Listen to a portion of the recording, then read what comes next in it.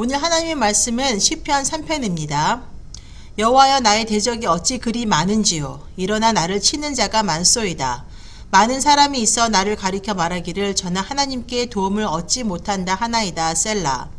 여호와여 주는 나의 방패시요 나의 영광이시요 나의 머리를 드시는 자니이다. 내가 나의 목소리로 여호와께 부르짖으니 그 성산에서 응답하시는도다. 셀라. 내가 누워 자고 깨었으니 여호와께서 나를 붙드심이로다. 천만인이 나를 둘러치려 하여도 나는 두려워 아니하리이다. 여호와여 일어나소서. 나의 하나님이여 나를 구원하소서. 주께서 나의 모든 원수의 뺨을 치시며 악인의 일을 꺾으셨나이다. 구원은 여호와께 있사오니 주의 복을 주의 백성에게 내리소서. 셀라. 아멘. 어떤 노래를 들으면 그 노래를 열심히 들었던 시절의 삶의 아픔과 기쁨이 떠오르곤 합니다.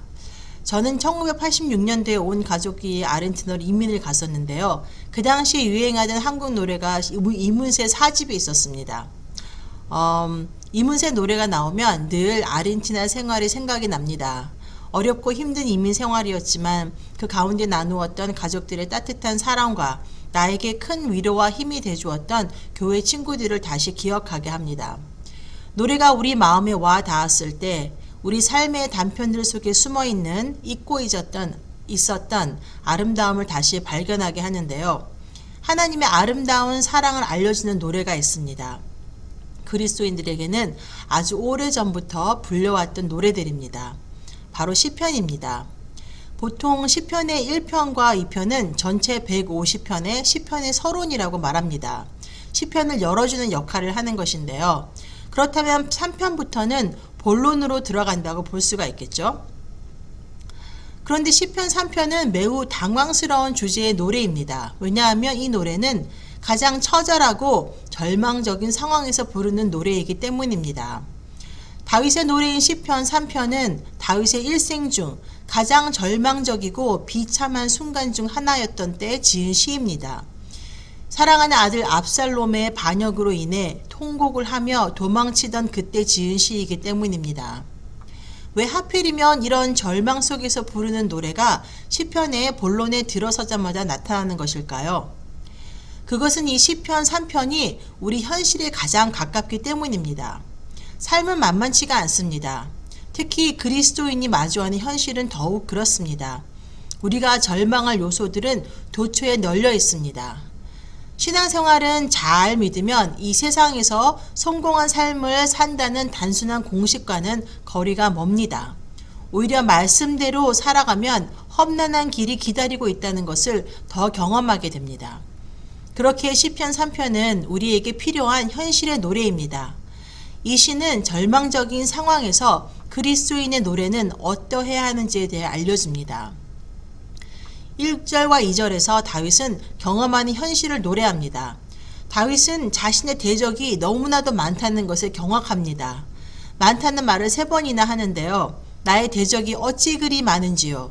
나를 치는 자가 많으니이다. 많은 사람이 나를 대적하여 말하기를. 다윗이 위기에 처하자 평소에 숨어있던 수많은 다윗의 적들이 일어나 그를 대적합니다. 그리고 많은 사람들이 선언합니다. 저는 하나님께 도움을 얻지 못한다.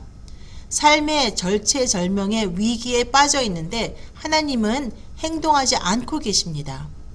다윗이 하나님이 계시는 곳인 예루살렘에서 쫓겨 도망갈 때 하나님은 그를 구원하지 않으셨습니다. 그것을 보고 사람들은 수근거립니다. 그리고 그는 하나님께 버림받았다고 얘기를 하지요. 그러나 그런 상황 속에서 다윗은 하나님을 향한 자신의 믿음을 고백합니다. 3절에서 여호와여 주는 나의 방패시요 나의 영광이시요 나의 머리를 드시는 자니이다 라고 다윗은 고백했습니다. 다윗이 의지하고 자랑하는 것은 자신의 군대나 재물이 아니라 하나님이셨고 다윗의 삶 속에 스스로가 높아질 수 있었던 것은 하나님이 그렇게 하셨기 때문이라는 것을 고백합니다. 그리고 다윗이 하나님께 기도하면 그분은 성산에서 응답하신다는 믿음을 고백하지요.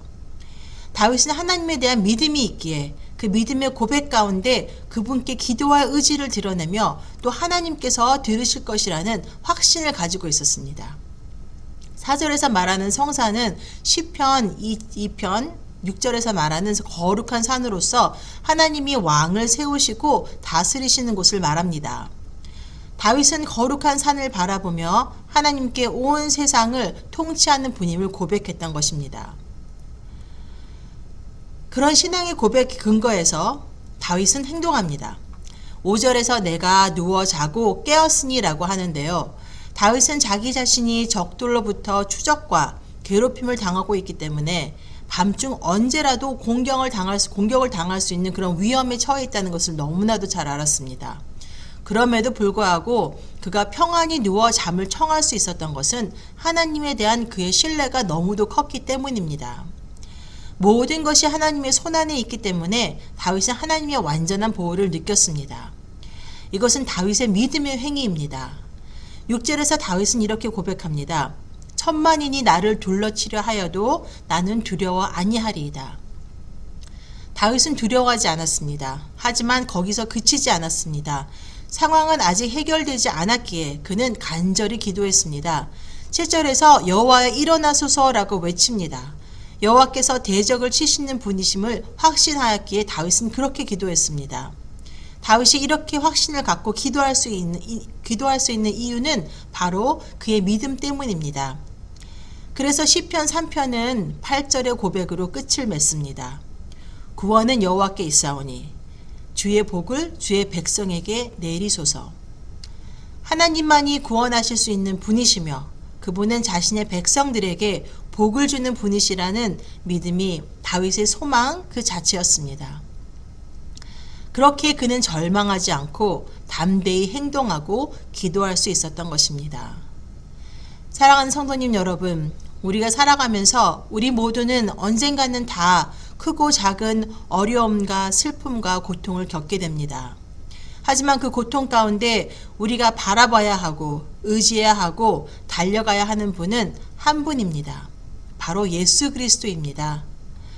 다윗의 고백처럼 구원이 여호와께 있음을 잊지 말아야 합니다. 절망하지 않고 두려워하지 않고 담대히 하나님의 통치를 신뢰하시길 바랍니다. 그리고 그 믿음의 의지에서 간절히 기도합시다. 천만인이 나를 둘러치려 하여도 나는 두려워 아니하리이다라는 믿음의 고백이 저와 여러분 우리 모두의 고백이 되기를 간절히 축복합니다. 오늘 함께 나누실 기도 제목은 오늘도 오직 하나님만이 나의 도움이심을 잊지 않고 삶의 어떤 상황 속에서도 하나님만 믿고 의지하며 담대히 하나님만 바라볼 수 있도록 함께 기도하겠습니다. 사랑의 하나님 아버지 감사합니다.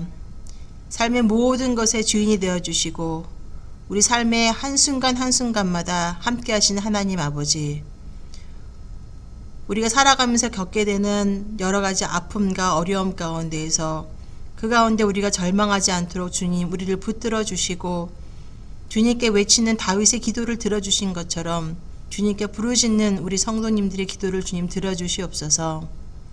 두려워하지 않고 무서워하지 않고 담대히 하나님만 바라보며 우리의 삶을 헤쳐나갈 수 있는 믿음의 여정을 포기하지 않고 갈 수 있는 우리 모두 될 수 있도록 하나님 축복하여 주시고 오늘 하루도 하나님과 동행하는 귀한 믿음의 삶을 살 수 있도록 주님 인도해 주시옵소서. 이 모든 것 주 예수 그리스도 이름으로 기도합니다. 아멘.